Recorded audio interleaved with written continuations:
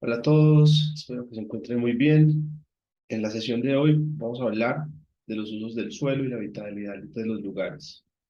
Vamos a abordar planteamientos a lo largo de la historia.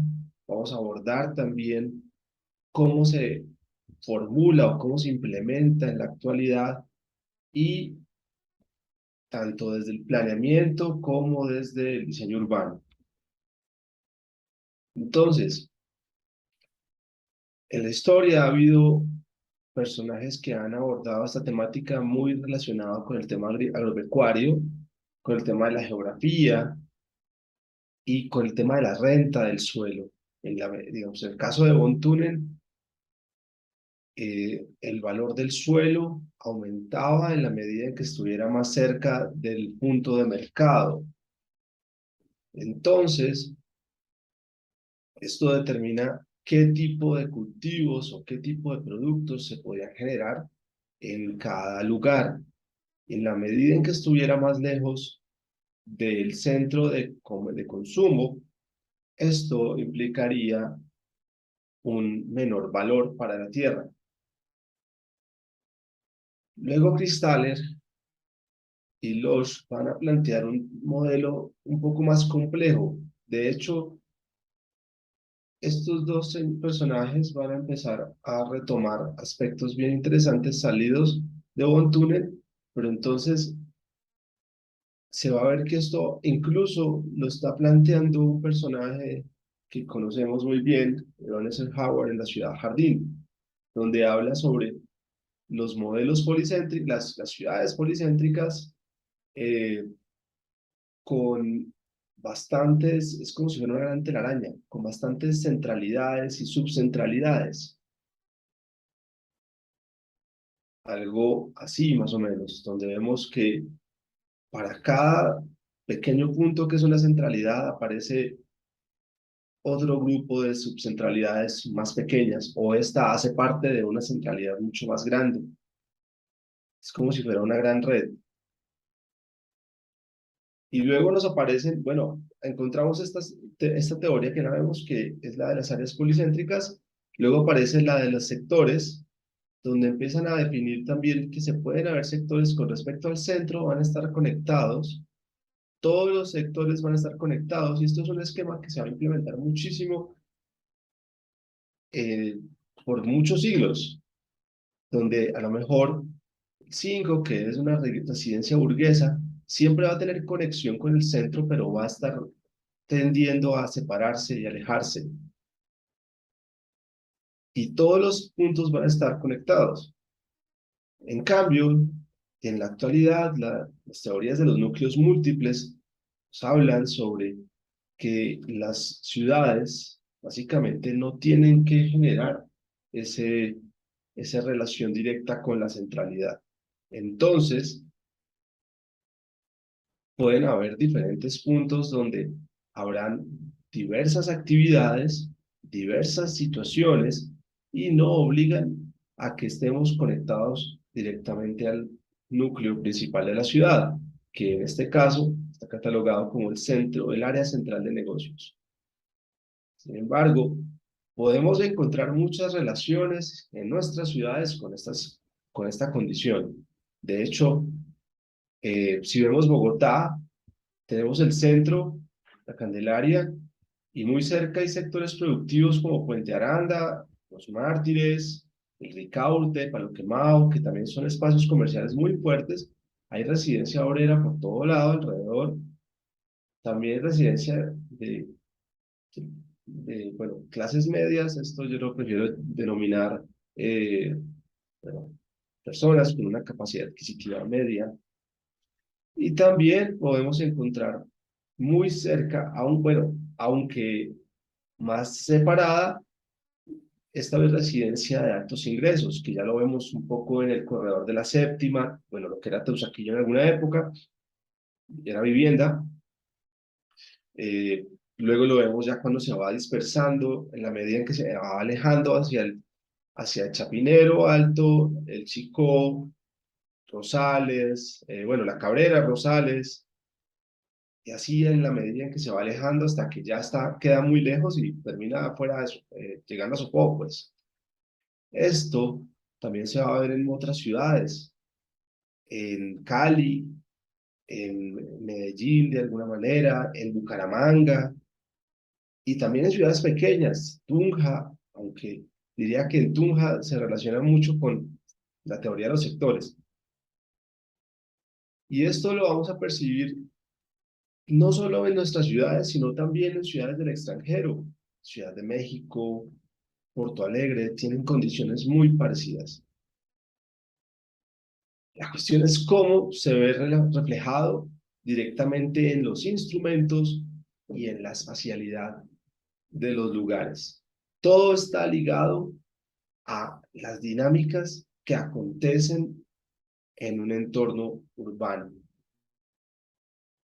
Entonces, veamos las reflexiones del planeamiento, o bueno, la conclusión a la que he llegado a través de los estudios que he hecho y bueno, a partir de documentos. Pues, básicamente, el uso del suelo impone las dinámicas de la ciudad.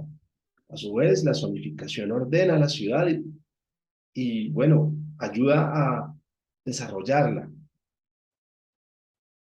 Tenemos también las dinámicas de un sector están determinadas por un elemento que las activa y la forma sigue a los índices.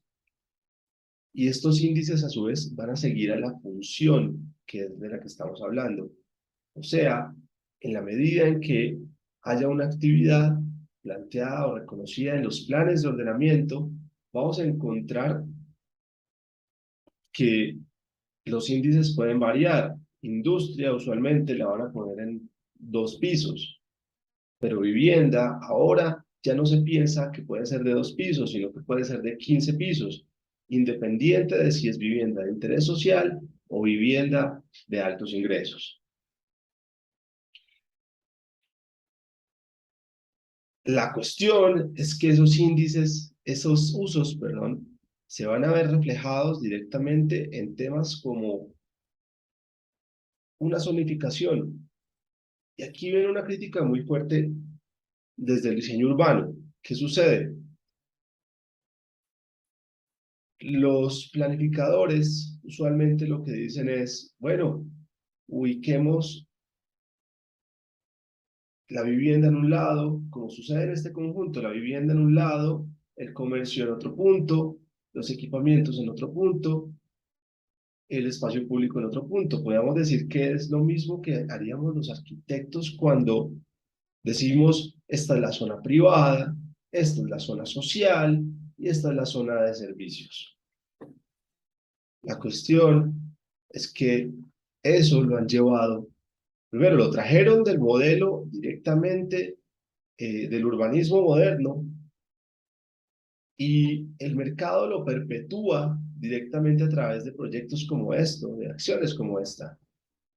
Conjuntos cerrados, donde no hay una gota de espacio público y solamente hay vivienda y no hay un espacio comercial, entonces yo vivo aquí en esta casa, estoy obligado primero que todo, si quisiera ir a jugar con mis hijos, me tengo que ir hasta acá o me tengo que ir hasta allá, o tengo que ir a comprar algo en la farmacia y tengo que tomar mi carro para poder llegar a otro lugar.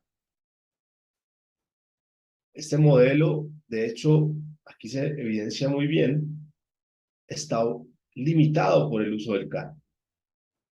El 90% de las zonas comunes de un conjunto de estos son parqueaderos, ya sea subterráneos, o sea en la superficie, al nivel de la calle, terminan ocupando gran parte del conjunto. Y su relación básicamente son rejas. Si andamos por este lugar, nos vamos a encontrar rejas electrificadas. Si andamos por este lugar, vamos a encontrarnos rejas electrificadas.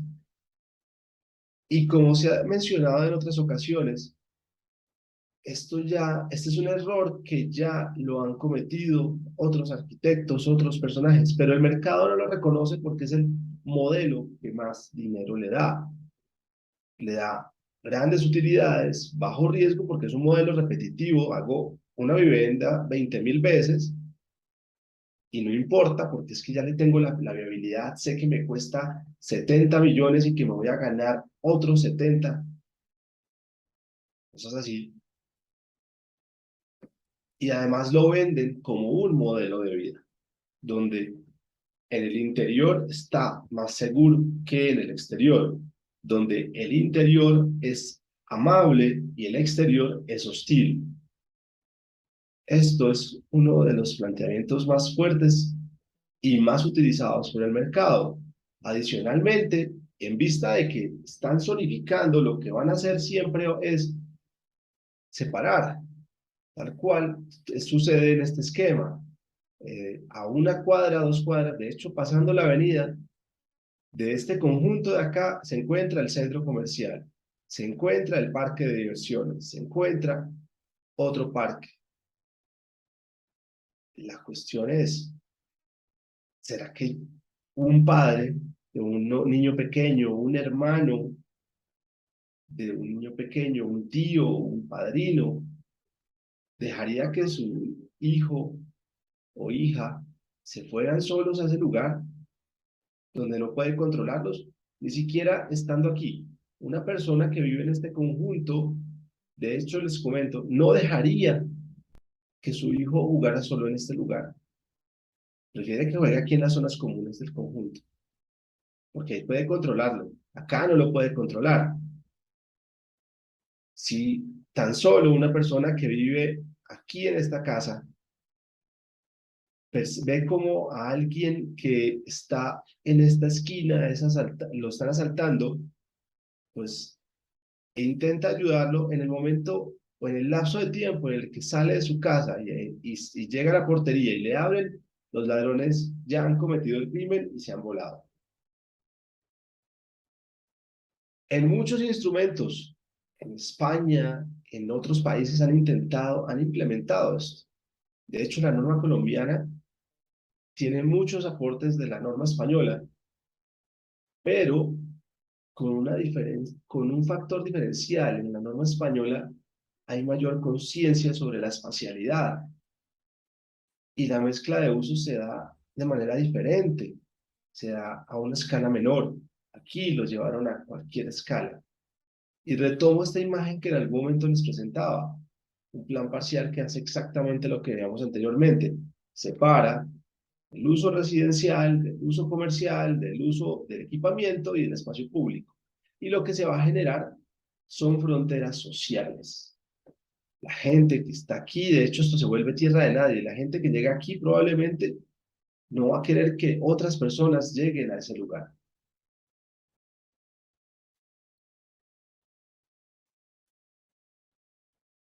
Y lo mismo va a acontecer con sectores netamente residenciales y sobre todo de altos ingresos, donde lo que percibimos es que priorizan un tema como la vivienda. En este caso, estas son viviendas, esta es un barrio residencial, si mal no estoy, es en Fort Lauderdale, y este es un barrio, bueno, esto es en Dinamarca, este es en Estados Unidos y este es en Dinamarca. En ambos casos, bueno, el primero es para perderse. El primero es básicamente para mostrarnos que debemos llegar sobrios, sí o sí. No podemos eh, andar en un estado de alicoramiento relativo porque no nos ubicamos. Confundimos nuestra casa con cualquiera de este lugar. Y aparte, no podemos dejar salir a nuestros hijos solos porque se van a desorientar muy fácilmente. Nuestros padres, si son adultos mayores, se van a desorientar muy fácilmente y van a terminar simplemente perdidos, porque no hay un elemento que jerarquiza, no hay un elemento que sirva de punto de encuentro.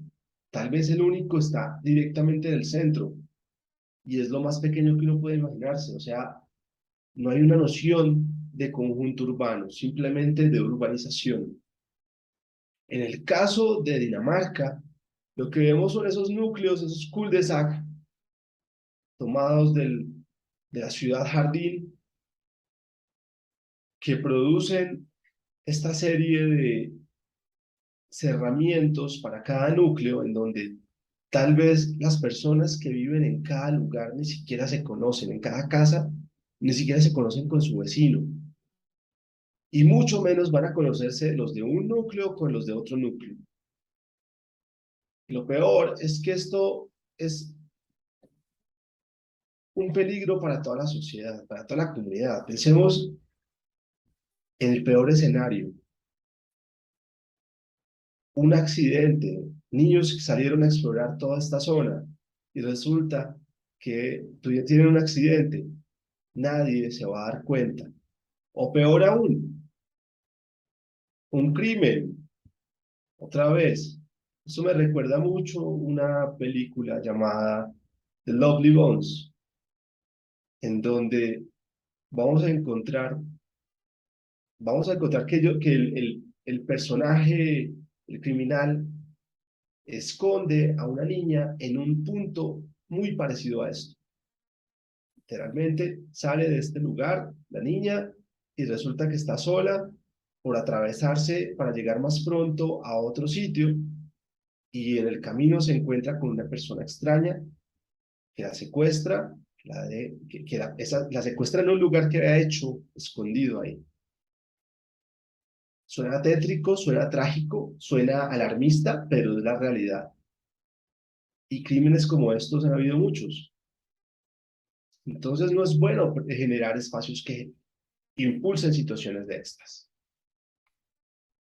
De nuevo, les invito a ubicarse en un estado tal vez de indefensión, ya sea por alicoramiento, ya sea por problemas mentales o porque tienen niños pequeños o simplemente porque no conocen el lugar. Intenta llegar, descubre la casa de tu vecino, de tu familiar en este sitio. Todas son iguales, todas tienen la misma condición, nada resalta. Te invitan a su casa, pero no te dicen cómo llegar. Obviamente, ahora tenemos herramientas como Waze, pero esto es un problema de diseño urbano, no es un problema de georreferenciación ni de informática. Con Waze llego a cualquier lugar, pero Waze ha metido gente en sectores tremendamente peligrosos. Entonces, bueno, ahí entra el diseño. Oiga, qué tan juiciosos somos, qué tan coherentes somos. Esto es un suburbio muy bonito para los que residen ahí, porque tiene piscina, porque, bueno, todo lo que quieran. Pero como diseño urbano, es un ejemplo de lo que no se debe hacer. Ahora hablemos de los clústeres. Los clústeres son agrupaciones en torno a una dinámica principal que se caracterizan por la monofuncionalidad, donde literalmente no existe sentido de comunidad y donde priman los servicios. En este caso, pueden haber servicios de salud, servicios de gobernanza, académicos, de educación, cultura, y entonces, bueno, vamos a encontrar muchísimas situaciones bien importantes que se dan en la realidad, en la vida profesional, en la realidad. Tenemos el campus de la Universidad Javeriana de Cali, un gran clúster metido en un suburbio donde nos vamos a encontrar situaciones como, bueno, la principal respuesta a su entorno cercano es una playa de estacionamiento y la portería que se encuentra en este lugar. Hoy en día ya todo esto está urbanizado, esto ha generado un impulso fuertísimo donde ya aquí esto es un supermercado enorme, y lo que antes eran casas ahora son conjuntos de edificios de gran altura, un centro comercial al cual llegan todos los estudiantes que salen de la universidad hacia este edificio, pues que se vuelve un negocio rentable para cualquiera. en ese lugar. Y bueno, está acompañado también de otros edificios, como en este caso, otro clúster que es el del Colegio Americano, si mal no estoy, o el Bergmans, el cual pues también ayuda a conformar ese gran nicho que ha impulsado incluso la llegada de hoteles y otros lugares muy interesantes. Pero todo gira en torno al vehículo y obliga a las personas a moverse solamente en un vehículo particular. Si usan el bus, probablemente los roban. Si usan bicicleta, hasta hace poco se abrieron ciclorrutas o ciclovías, las cuales son, bueno, ejes de máximo 1 metro para que circulen las personas. Y actualmente en Cali hay un problema con las motocicletas, de hecho en todo Colombia hay un problema con las motocicletas porque están ocupando esos carriles.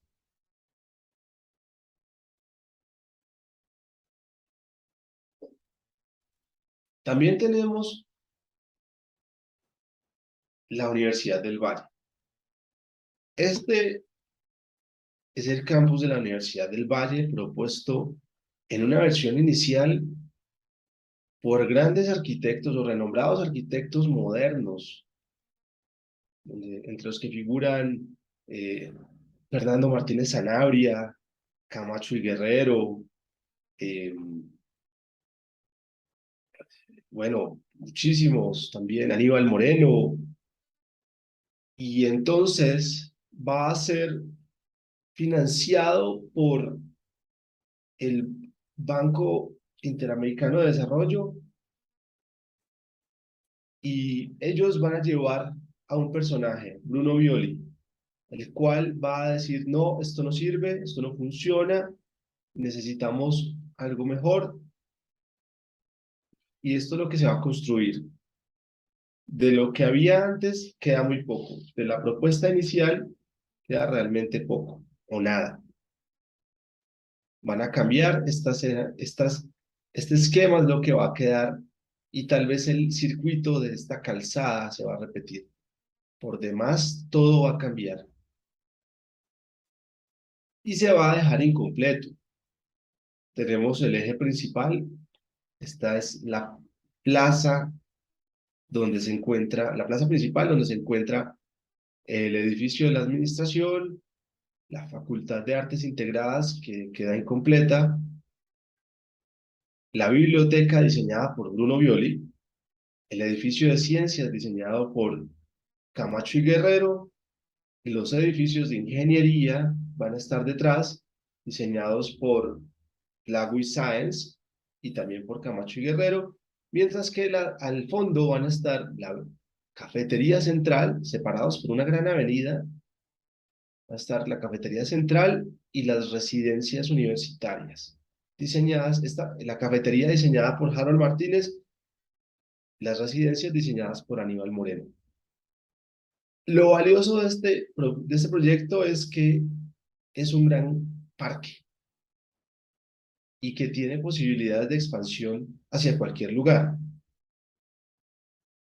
De hecho, se va a construir posteriormente el Coliseo, las piscinas, el Centro Deportivo Universitario, la Fundación de Apoyo a la Universidad y recientemente las, en esta esquina va a estar el servicio médico que originalmente en mi época de estudiante quedaba en este edificio de aquí y unos centros empresariales que van a estar ubicados en este lado. ¿Qué sucede? Su relación, de nuevo, con el entorno es una reja. Originalmente fue pensado para que fuera abierto, pero dado su condición de universidad pública, de las protestas que se daban en ella, que se dan en ella, la administración de la universidad se ve obligada a cerrar la universidad, a poner controles, y su relación va a ser mínima. De hecho, va a ser más de servicios, de oferta de servicios que otra cosa. Pero con proyectos un poco más relacionados con la ciudad, que no generan ese impacto como una universidad pública, como lo es Unicentro o lo es Jardín Plaza, va a pasar igual. Van a generar playas de estacionamiento por doquier, incluso industrias con playas de estacionamiento grandotas. Esto es Panamco, esto ya es Coca-Cola. Y resulta que van a terminar haciendo exactamente lo mismo. Y conjuntos residenciales hechos por los mismos que hacen Unicentro, este se llama Multicentro, va a quedar también como si fuera un entorno totalmente cerrado, un conjunto cerrado típico, y su relación es nula. Entonces, son sitios en donde se va a prestar para delitos. Y ahora nos venimos para Bogotá y vemos un entorno, un campus un poco más, un clúster un poco más abierto, más ligado a la ciudad. Tenemos lo que llamaríamos el campus de la Universidad de los Andes, que hace parte del gran clúster académico del centro de Bogotá. Pero entonces nos encontramos que, bueno, primero el inicio su relación con la ciudad es el inicio del eje ambiental diseñado por Rogelio Salmona. Y entonces ese parque se vuelve mucho más la entrada a la ciudad, a la universidad. De hecho, la gente lo relaciona mucho con la universidad directamente y no tanto con lo que es el Triángulo de Fenicia, que es toda esta zona de acá. Y va a realizar intervenciones en todas las manzanas. Las últimas intervenciones fueron en esta esquina, con un edificio diseñado por Konrad Brunner, y cada edificio, o la universidad en general, pues es un ejemplo de la arquitectura de Daniel Bermúdez, el edificio Alberto Lleras Camargo, otros edificios adicionales aquí.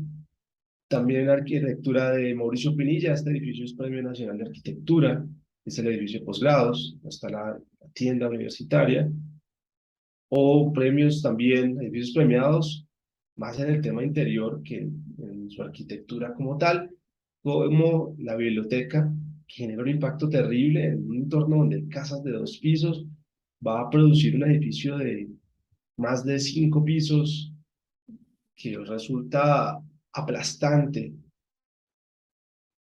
Y bueno, va a generar una relación de transición un poco con estos edificios, con las calles, esta calle que a partir de cierto punto se vuelve peatonal, una manzana que tiene incluso cafés y demás, donde de hecho esa monofuncionalidad ha obligado a que la vigilancia, a pesar de que hay una relación fuerte con la ciudad, eh, tenga que ser privada. O sea, en este caso, en el caso de la Universidad del Valle o de la Universidad Javeriana, uno entiende que hay vigilancia privada, pero en este caso, dada la monofuncionalidad, obliga a las personas, obliga a la universidad a pagar vigilancia privada en el entorno exterior, en el contexto de la universidad.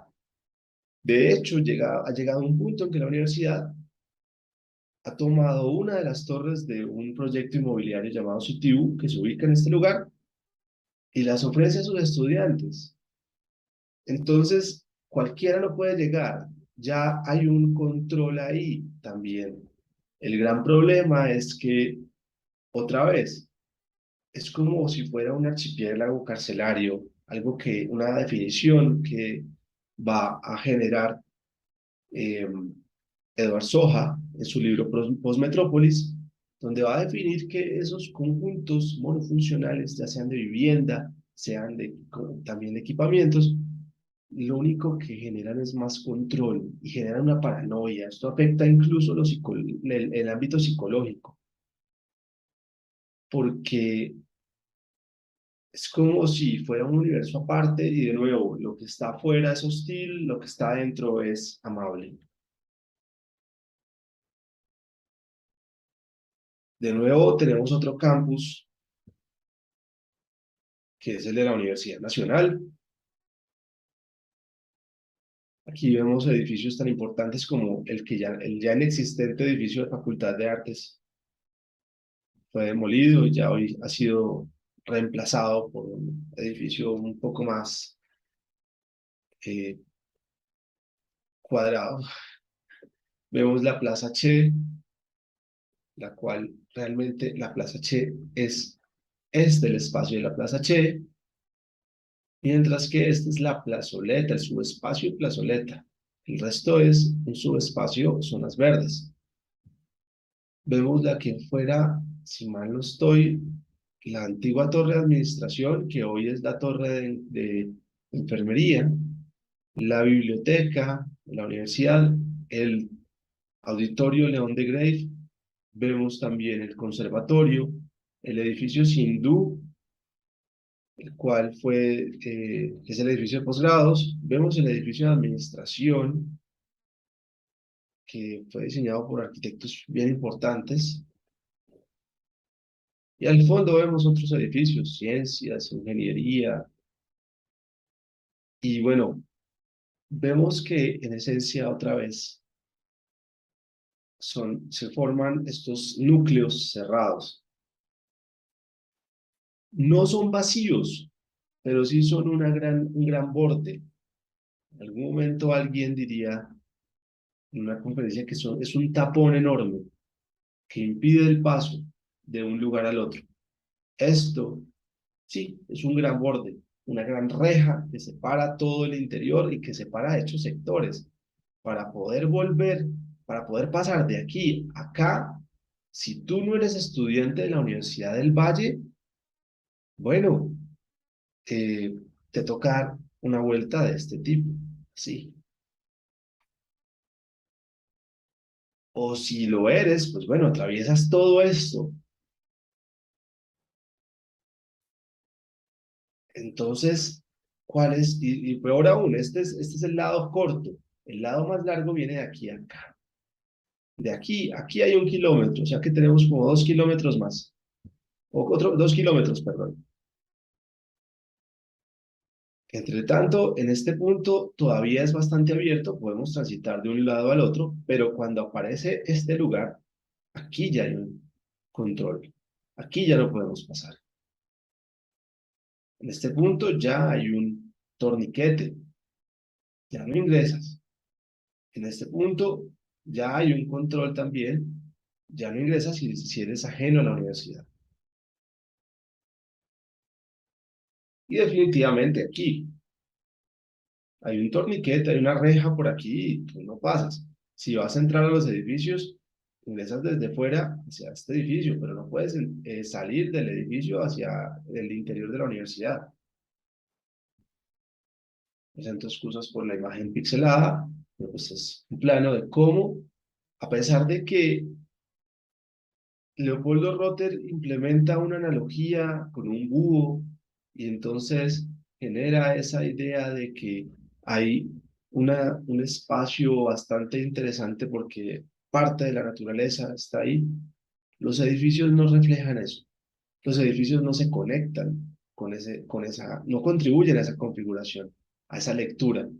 Y termina siendo, yo uso mucho con mis estudiantes la expresión fichas de jazz. Terminan siendo fichas de jazz que tú tiras una pelota al aire y las lanzas. Y como caen, se van a ver. Entonces, es terrible. Y luego vemos los clústeres médicos, los cuales surgen en nuestro contexto a partir de una obra, de una infraestructura original, una estructura original médica, y van a constituirse a partir de ampliaciones. Este es el Hospital Departamental de Cali. En alguna época estuvo así de deteriorado, pero después va a ser intervenido y va a ser consolidado. De hecho, su reforzamiento estructural permitió encontrar cosas interesantísimas. Este edificio no tenía una sola columna, no tenía una sola eh, pantalla de concreto. Esas se las pusieron con el reforzamiento. Este edificio ha soportado muchísimos temblores, a punta de muros que son estructurales, sí, pero en adobe. Entonces es un hallazgo fuertísimo. Y miren la altura. Sobre este lado son 2 pisos, va aumentando, 3, 4 pisos. En la medida que asciende en la pendiente del suelo, resulta que el edificio llega a tener en cierto punto 1, 2, 3, 4, 5, 6 pisos.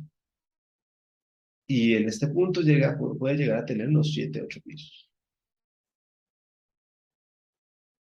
Y los nuevos clústeres que han salido y han surgido a raíz del desarrollo de clínicas privadas, este caso es todo lo que sucede con el Centro Médico en Banaco,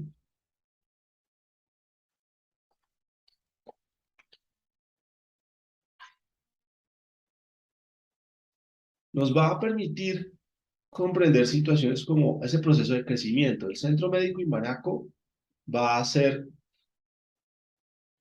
un medio para que podamos observar cómo es un proceso de desarrollo de un clúster médico desde sus inicios. El Centro Médico empieza con esta casita de 2 pisos y se va expandiendo hacia esta y luego compra esta y en esta sí construye y luego compra las del frente y construye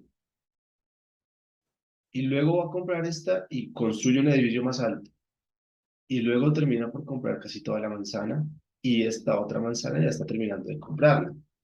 Luego, cuando ya no puede construir mucho más, se va a otra manzana que originalmente era el Instituto Óscar Escarpeta, lo que podemos llamar es un antiguo orfanato, y va a adquirir el suelo, bueno, van a construir esta clínica que hoy ya está terminada, bueno, y atiende muchísimas personas. Bueno, entonces, ese es el funcionamiento de los clústeres privados usualmente. Compramos, construimos, y en la medida en que vamos adquiriendo más infraestructura, vamos desarrollando. Esto produjo que el barrio al lado, o impulsó que el barrio al lado fuera modificado de un barrio residencial a un barrio de servicios y comercio. Hoy en día, el barrio Tequendama es parte de ese clúster. De hecho, está catalogado como una centralidad denominada ciudad médica. Diría que en muchos casos, o en un cierto caso, la que propició todo esto fue la clínica, como un medio, diría también, para expandirse. Y de hecho, se ha generado así, se ha comprobado que sí, sí, así es. Ya se han expandido hacia esta zona y han llegado otras clínicas, se han cambiado viviendas por eh, clínicas estéticas o por centros odontológicos o con comercio, lo cual pues también ha impulsado la llegada de otras actividades. En el día funciona muy bien la salud, no está prevista, entonces hay carros por todo lado, la gente parquea sobre los andenes, pero resulta que por la noche aparecen otras actividades que no han sido previstas tampoco. Eh, Prostíbulos, billares y otras actividades.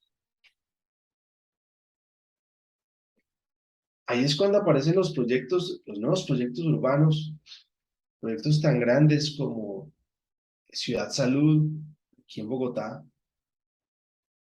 cual, pues bueno, plantea el cambio directamente de todas las actividades en 2 zonas. Una, directamente, específicamente el Hospital San Juan de Dios, que busca consolidarlo, busca reactivarlo, sí, y además ampliar su oferta en otras manzanas.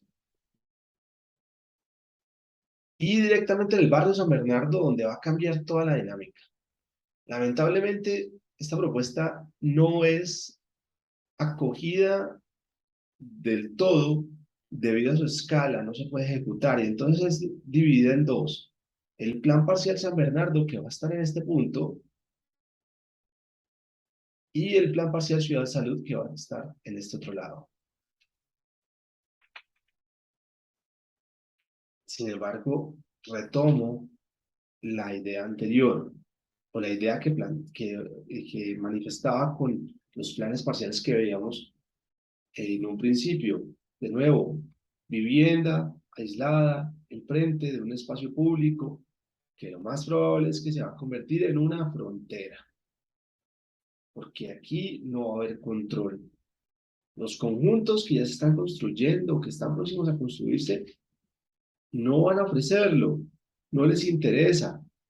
El plan de ordenamiento territorial que está vigente ya está manifestando ese cambio, pero apenas lo manifestó y lo formalizó, las constructoras empezaron a poner trabas. Por eso estuvo detenido detenido su progreso durante varios meses.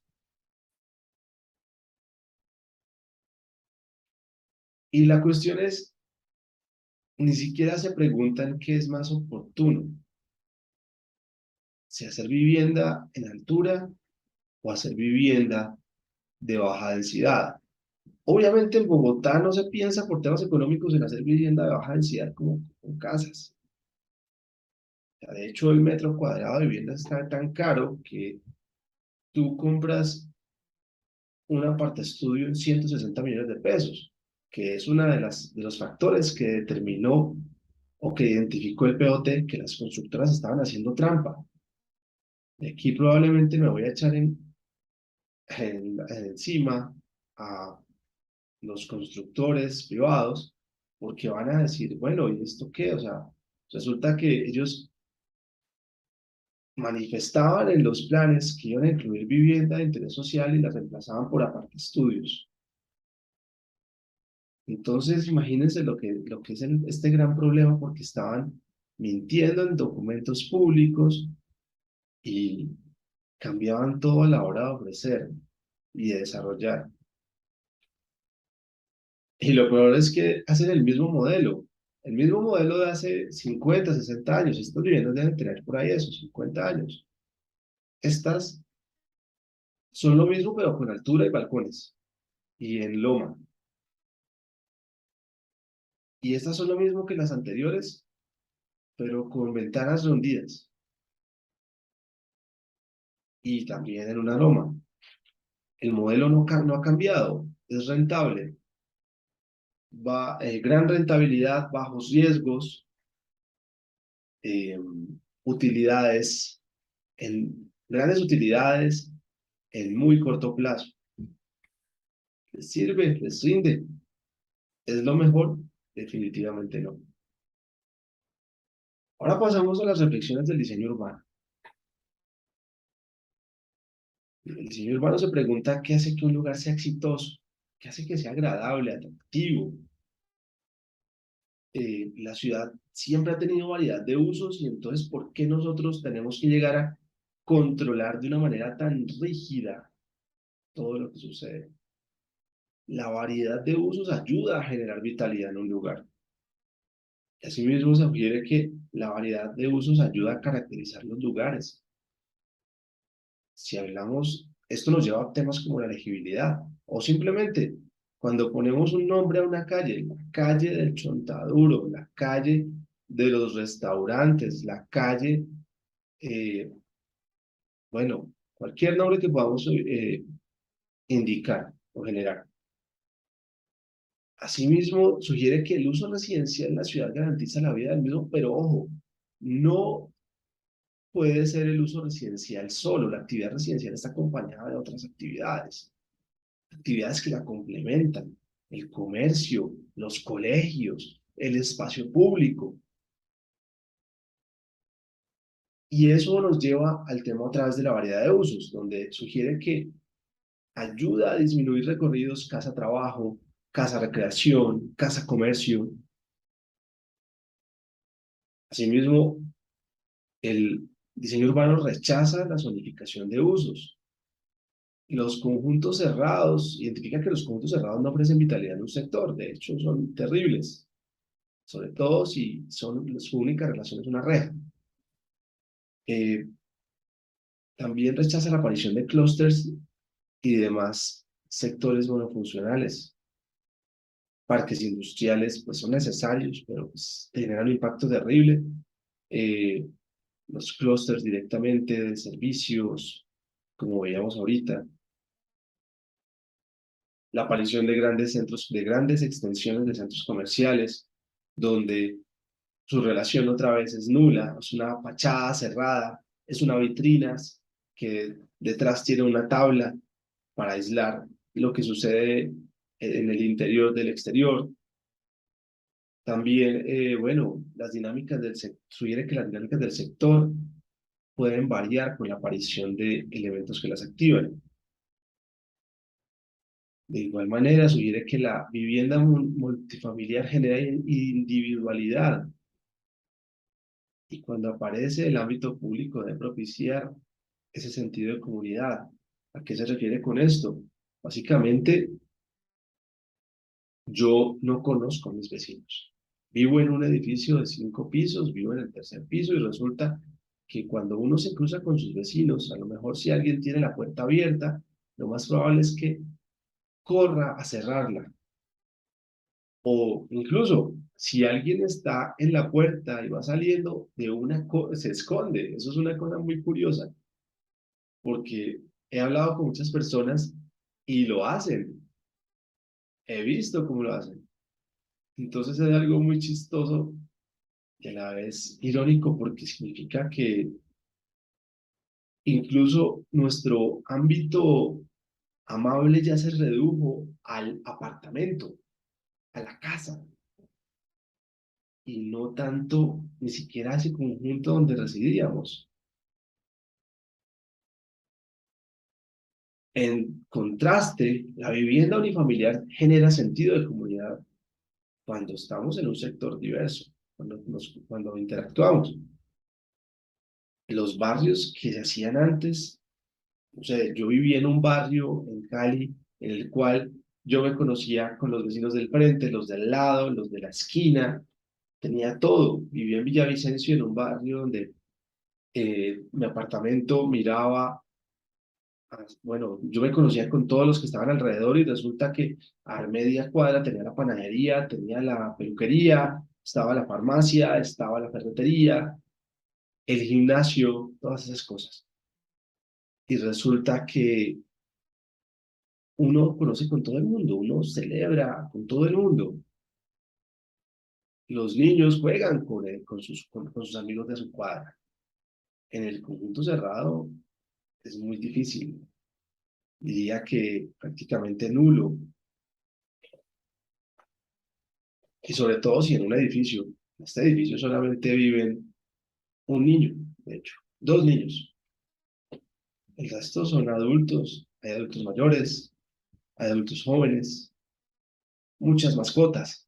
Tal vez ese es el punto de quiebre, porque ahora todo el mundo tiene mascotas y es la forma de interactuar. Ah, por excusa de cómo se llama tu mascota o qué bonita tu mascota, pero de resto no hay ese sentido de comunidad.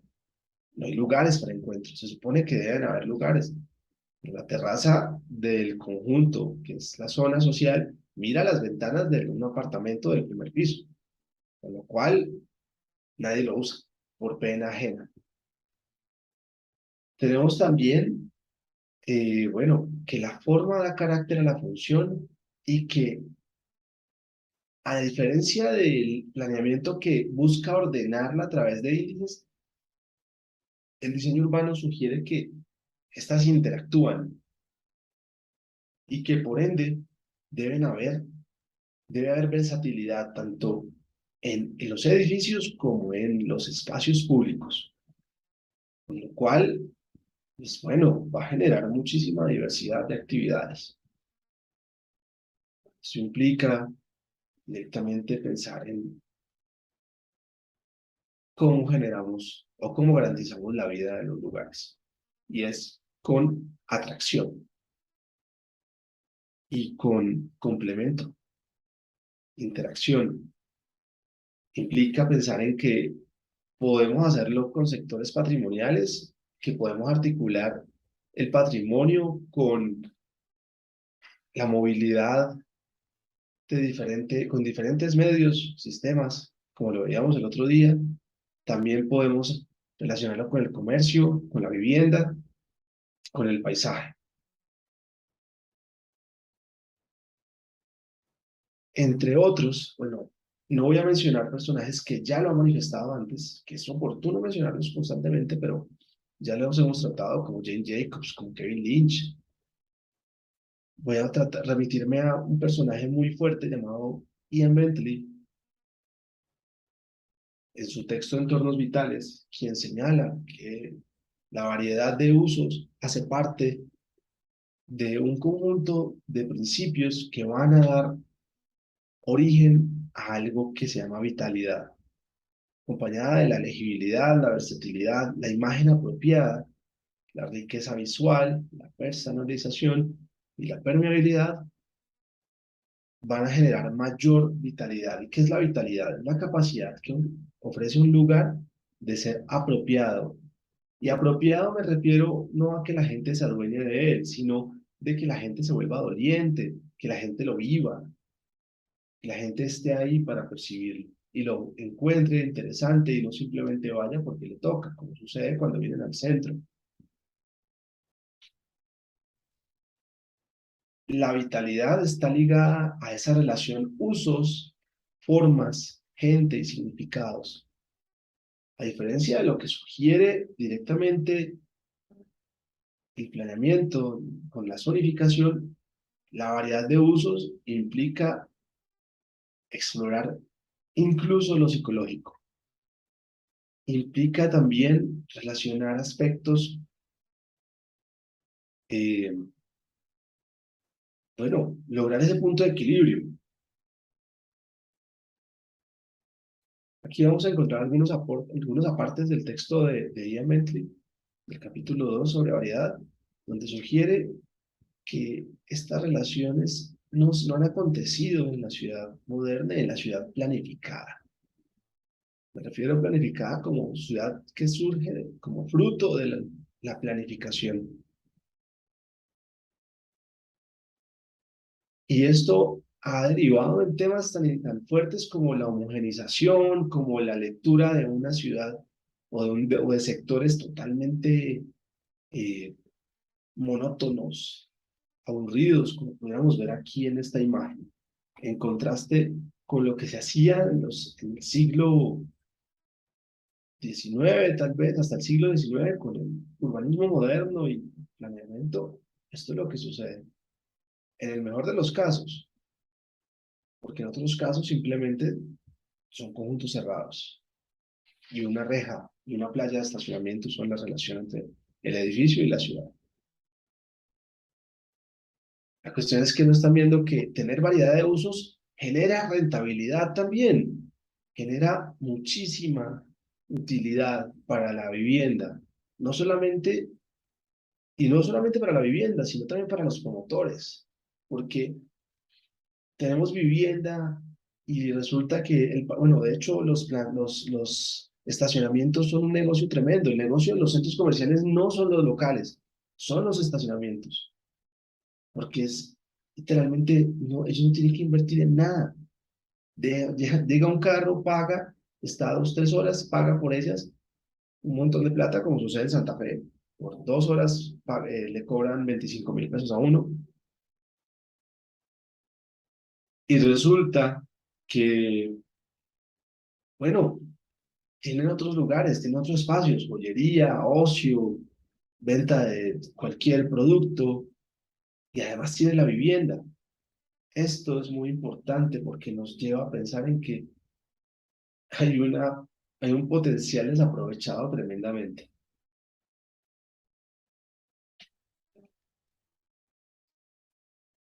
Entre tanto, bueno, adicionalmente, cuando aparecen estas zonificaciones, nos vamos a encontrar que lo único que producen es un gran impacto para el entorno urbano. Pensemos en lo que sucede con los municipios aledaños, estas redes, esta gran ciudad-región que es Bogotá, que vive colapsando a Bogotá directamente.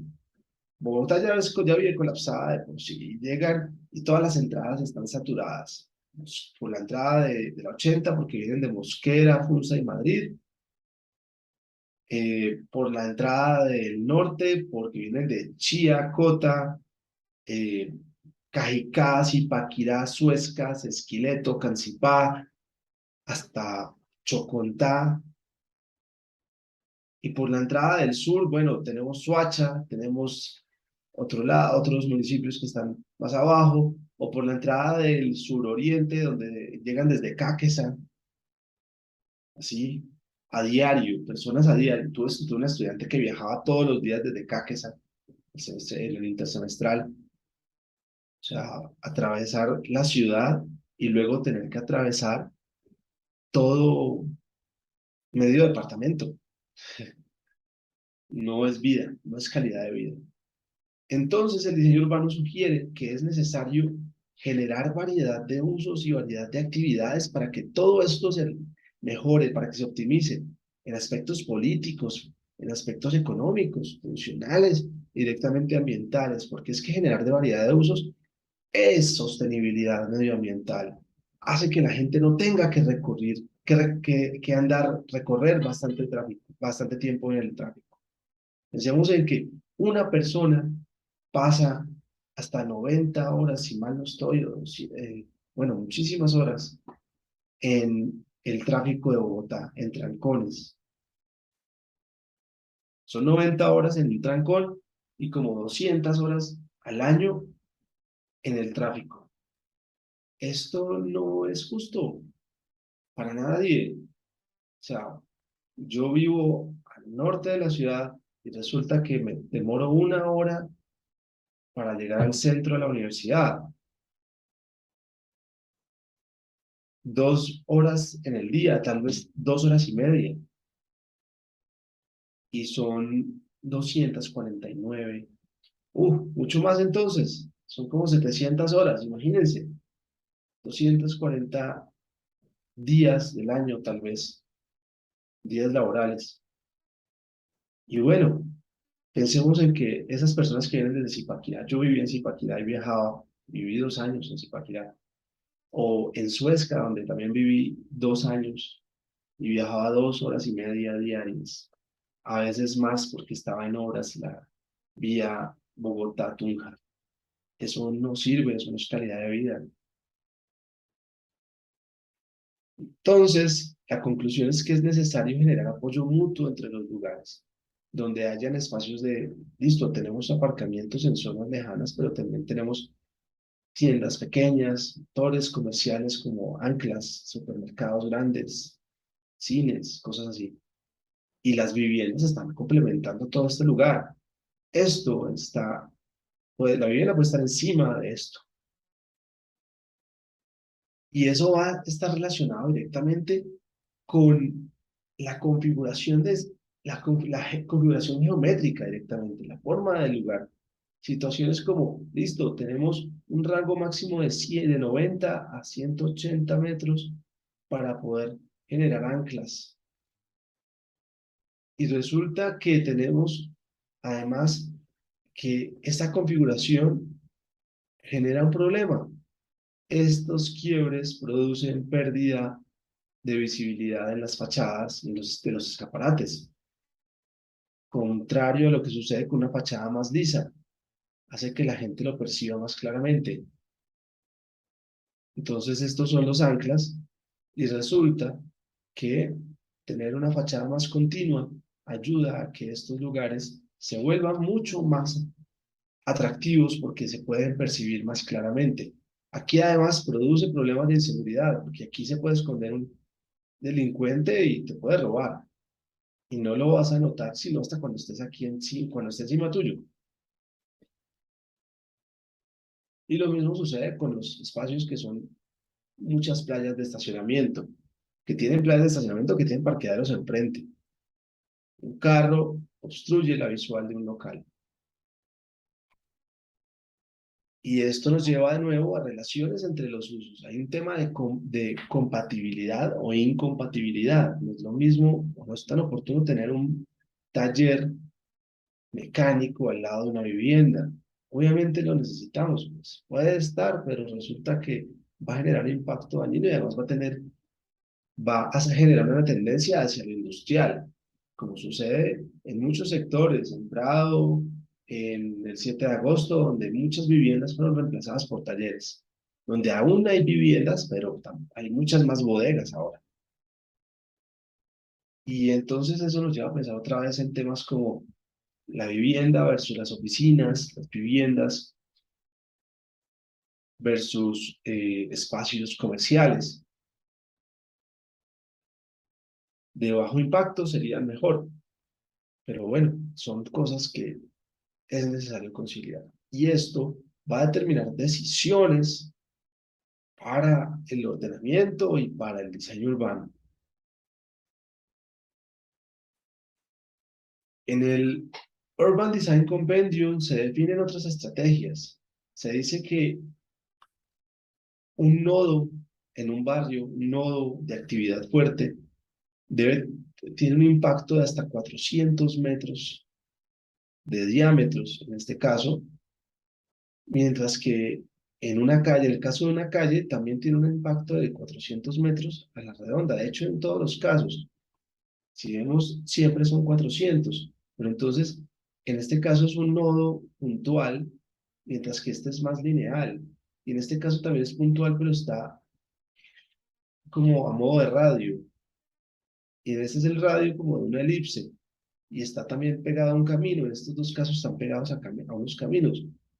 Pero miren que en ningún momento está teniendo en cuenta el lado opuesto de de ese camino, de ese eje, de esa senda, porque en la medida en que es más grande el camino o la senda, impide la posibilidad de que yo llegue a ese lugar si resido en el lado opuesto, algo que hemos visto con el tema de la movilidad.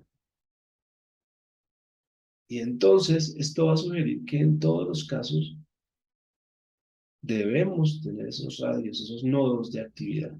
Eso significará que estos espacios pueden incluirse tanto en zonas planas como en zonas de ladera, como está sugiriendo acá, o incluso como remate de un gran eje. Eso lo vamos a ver en barrios de origen republicano muy interesantes.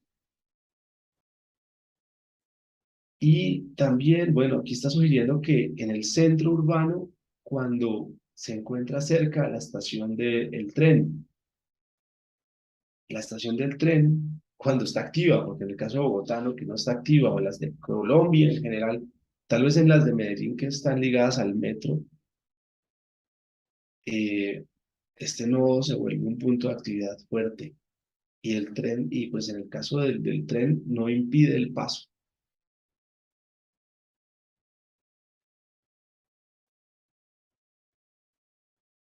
Y esto va a requerir, va a exigir que hayan otros sectores que tengan, bueno, está sucediendo también que ese nodo tiene un impacto incluso en los sectores que son clusters, que tienen clusters. Y retomamos uno de los planteamientos que habían en otros lugares, que habíamos visto antes, el de bueno, diferentes sectores, de las diferentes centralidades donde aparecen el centro de la ciudad y distritos que miren que empiezan a tomar un nombre. Esto es algo muy importante. Pensemos en situaciones como la zona de tolerancia. Es un sector, que uno dice, zona de tolerancia, ah, sí, es un sector degradado, donde a lo mejor va gente de toda índole, tal vez a contratar trabajadores sexuales, a consumir droga, donde a lo mejor está relacionado directamente con un nivel de degradación social alto. Y entonces yo pregunto, ¿y qué tal si empezamos a llamarle distrito carnaval? Y empezamos a generar otras dinámicas complementarias.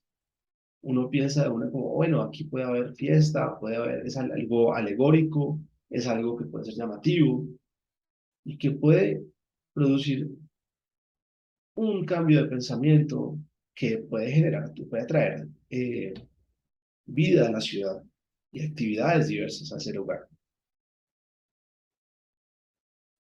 Y entonces, eh, todas estas situaciones van a estar derivando en temas de seguridad. Este es un estudio, esto es un workbook, un working paper que hicimos en una investigación donde identificamos que esos sectores, como les decía, residenciales generan un gran problema, generan un gran impacto, porque lo único que tienen que producen para relacionarse es la reja y que los equipamientos por sí solos no van a generar vida urbana, ni tampoco el espacio público. Entonces es necesario producir también esa mezcla de usos, pero también hay que producir algo que Ian Mentry va a denominar imagen apropiada, y es que los edificios demuestren la actividad que están albergando y que se caractericen.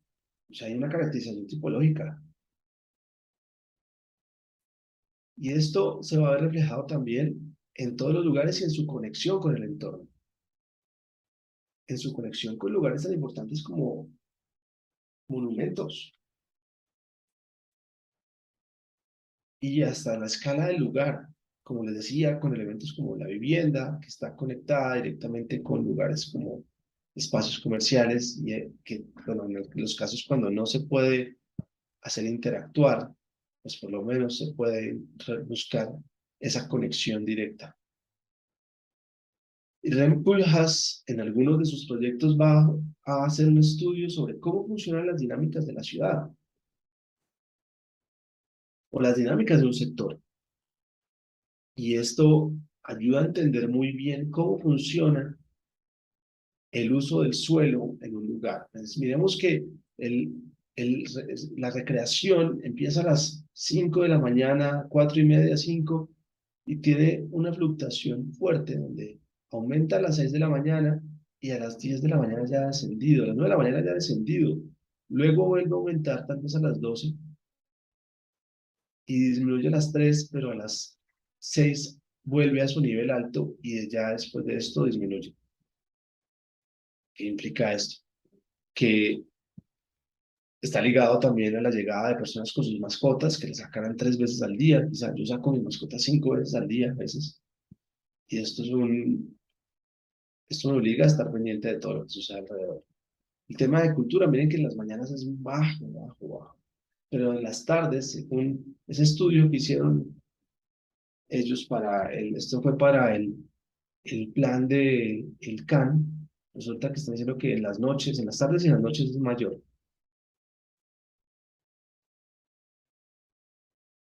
Entre tanto, la educación aumenta mucho en la mañana y fluctúa bastante.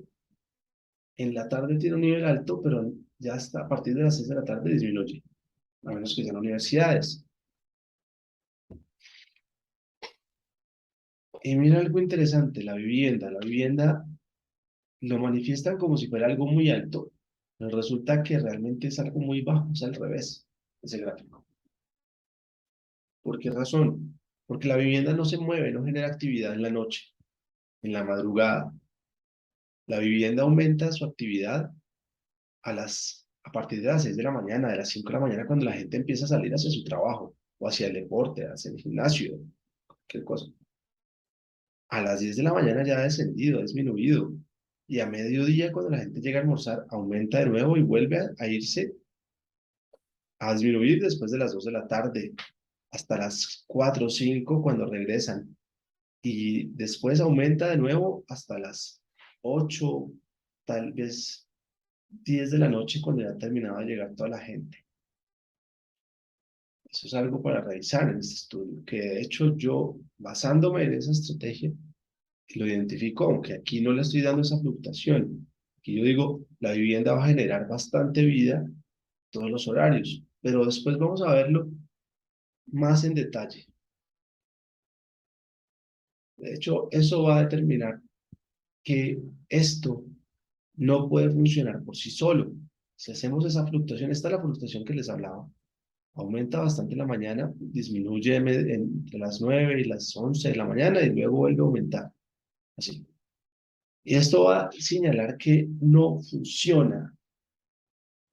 La vivienda por sí sola no funciona, los equipamientos por sí solos no funcionan, el espacio público no funciona por sí solo, el comercio por sí solo no funciona. necesitamos mezclar.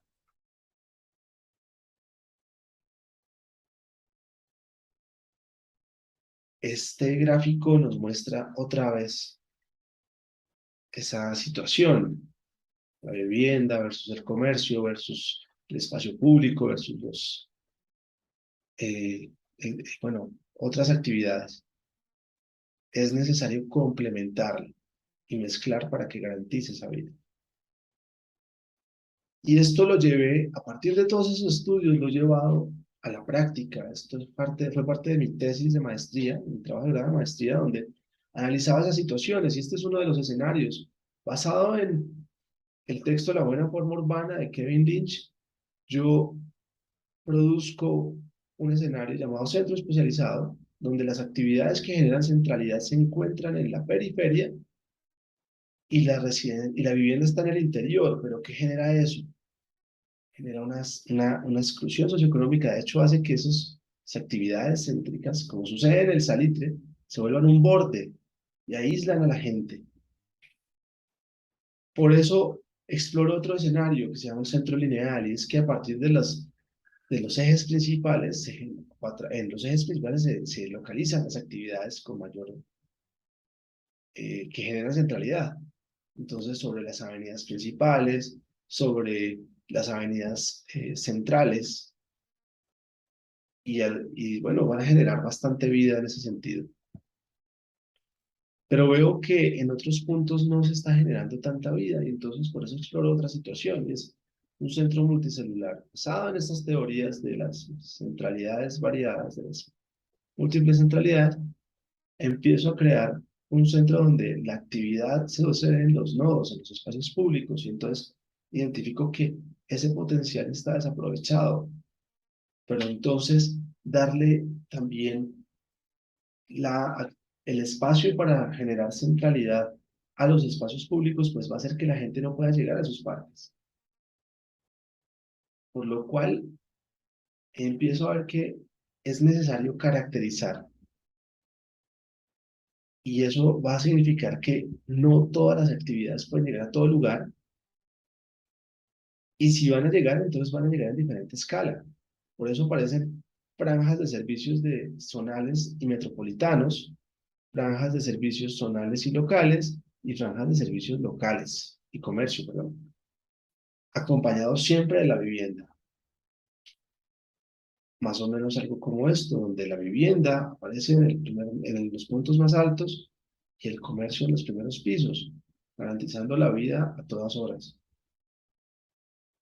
Pero entonces necesitamos también generar espacios de vivienda, donde la vivienda se pueda conectar con ese entorno externo. Necesitamos generar sentido de comunidad incluso en altura. Esto es un barrio tradicional donde vemos la vivienda arriba y abajo la tienda. ¿Esto es algo valioso? Sí, pero aún es un poco difícil de controlar. Y ahí aparecen estrategias como las del placemaking, las de Project for Public Space, donde simplemente le roban espacio a las calzadas vehiculares. Esto era durante Times Square durante los experimentos. Y entonces, en un lugar donde la gente tenía que circular por una calzada de 5 o 6 metros apretados, resulta que les quitan el espacio de las calzadas y la gente empieza a llegar a sentarse y empieza a consumir lo que está en los locales, consumen mucho más. Se dan cuenta de que tener espacio público hace que los locales se activen, hace que la gente compre más en Starbucks, en ese Sephora, en cualquier lugar. Y entonces las reflexiones de Project for Public Space, que como les digo son los creadores de la metodología del placemaking, hablan de que esos lugares entonces tienen que producir sociabilidad, que deben de producir accesos y vinculaciones, y que deben de generar, bueno, diversidad de usos y actividades. Y voy a hacer hincapié en ese tema, a la par que generan confort y una imagen agradable. Y retomando el tema de usos y actividades, esos atributos se van a ver reflejados en temas como que sea divertido, que sea atractivo, que sea activo, que sea especial, que tenga un carácter fuerte, interesante, que sea útil e ingenioso. Todavía me pregunto qué puede ser eso que sea real. Tocaría revisar a ver. Y eso va a impactar en temas como el comercio, perdón, en el uso del suelo, en el valor de la propiedad, en niveles de renta y también en las ventas. No es lo mismo tener un apartamento frente a una calzada vehicular que tenerlo frente a un parque.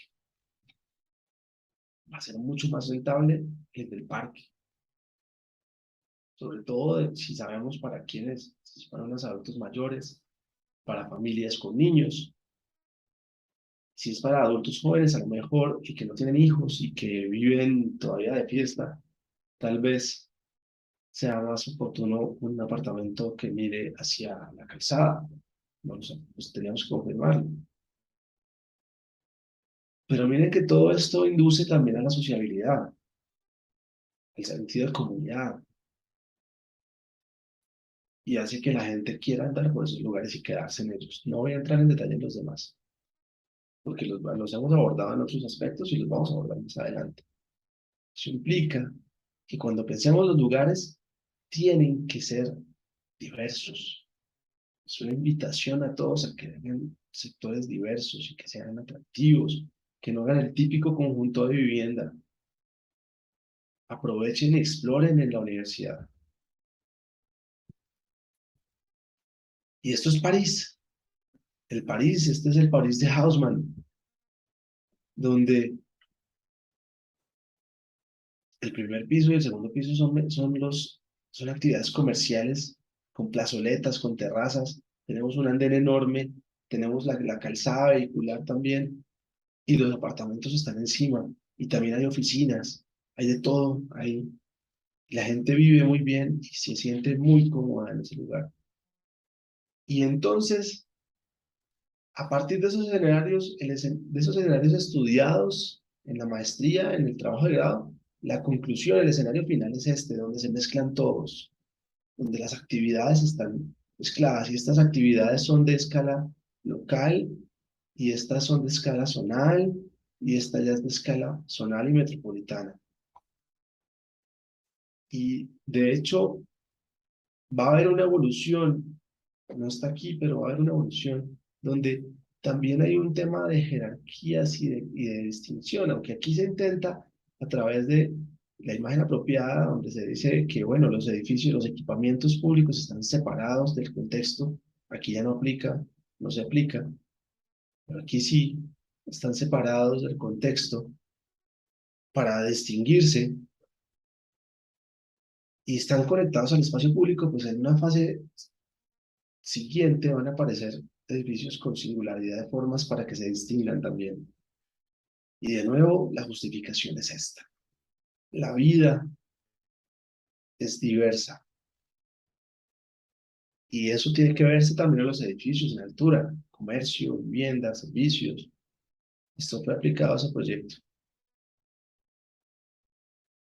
Y cuando aparecen clústeres, pues los clústeres tendrán que aparecer con vivienda también, tendrán que mezclar usos y tendrán que incluir espacio público y sectores que sean atractivos, desde bibliotecas hasta espacios de trabajo, comercio, vivienda. En este caso, esto es un sector bueno, donde bueno, van a incluir hasta una universidad, si mal no estoy. Y esto va a implicar que nosotros pensemos hasta cómo es esa configuración de los edificios, las fachadas, la marca que aparece en el letrero. Y este es un ejemplo de algo que no se debe hacer, porque hay una separación. Miren la altura de este edificio. Es un edificio de 3 pisos muy altos y en el bloque principal es un edificio de 4 hasta 6 pisos, podría decir que tiene. Y esta oficina, que es muy buena en temas de diseño urbano, esta vez se pifió. Hacen una gran clínica y resulta que a este edificio, que es el que estamos viendo, le va a adicionar una mole enorme, desproporcionada.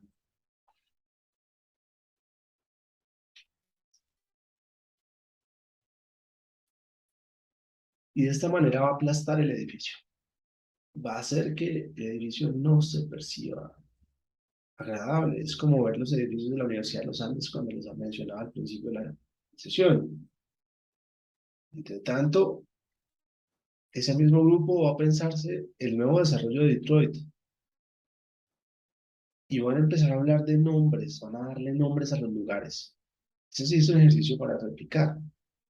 Empiezan por darle nombres porque van a cambiar todo, van a empezar a reflexionar o parten de los nombres que están y empiezan a determinar sus tratamientos. En Detroit, recuerden que es una ciudad que eh, tuvo un desarrollo fuerte en los años 30 y 40 con la industrialización, pero en el 2000, desde el 90 hasta el 2000, tuvo una caída fuertísima, las empresas se fueron, la mitad de la gente se fue, la mayoría de las casas quedaron abandonadas y entonces hoy en día lo que encontramos son muchas playas de estacionamiento en lo que pudieran ser espacios de edificios bastante buenos. Es como ver esa manzana de la Universidad Jorge Tadeo Lozano que tiene un local comercial con viviendas, un edificio en la mitad del lote rodeado de parqueaderos. Pero entonces la propuesta de ellos es, listo, entendemos el trazado, sabemos las dinámicas, hay muchas cosas, planteamos algo interesante para la norma. Y entonces decimos de una, listo, y le empezamos a dar carácter. Acá el Axe Square, que es la plaza principal, le van a dar mayor fuerza con la altura. Van a poner un hito, van a empezar a agregar relaciones de ese tipo. Las dinámicas están determinadas por ese nombre y están impactando en la forma. Lo que se ve así, después va a cambiar también, porque los señores de Project for Public Space van a implementar muchas estrategias y van a producir ideas bastante interesantes, van a intentar conectar mucho más, van a darle una escala un poco más del lugar, que era lo que le faltaba. Y entonces van a buscar que en el espacio público se activen o sucedan muchísimas actividades en diferentes lugares y además que incluyan arte.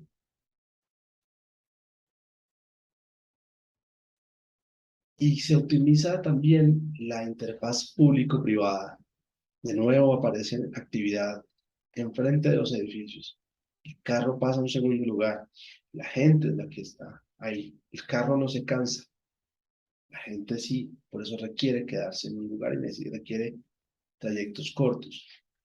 Y eso lo vamos a ver en otros proyectos como este, es el centro, perdón, es el Frente de Agua de Belgrado, un nuevo desarrollo, en el cual van a rescatar edificios monumentales, patrimoniales como este, y van a generar nuevos espacios. Y una torre que en este esquema va a ser terrible, pero después va a cambiar para bien. Y como es un concurso, van a aparecer personajes como Daniel Lipsken y Jan Gehl proponiendo, formulando propuestas como esta para optimizar ese lugar. Esta es la parte que diseña Gehl, podemos decir que es esta. Esta es la parte que diseña Lipsken y resulta que no pasa, no gana.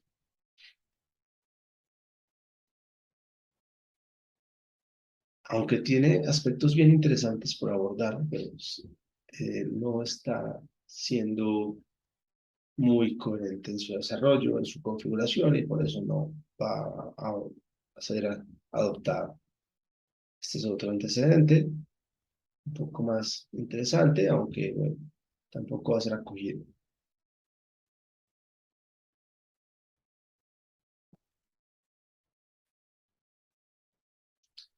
Esta es la propuesta que va a ganar y resulta que va a ser bastante llamativa porque va a generar un espacio público central, va a conectar ejes, va a generar también, recuperar el patrimonio y también va a producir un gran hito bastante llamativo. y va a prever sus desarrollos. Y entonces van a aparecer diversidad de actividades mezclándose y también articulándose con el espacio público.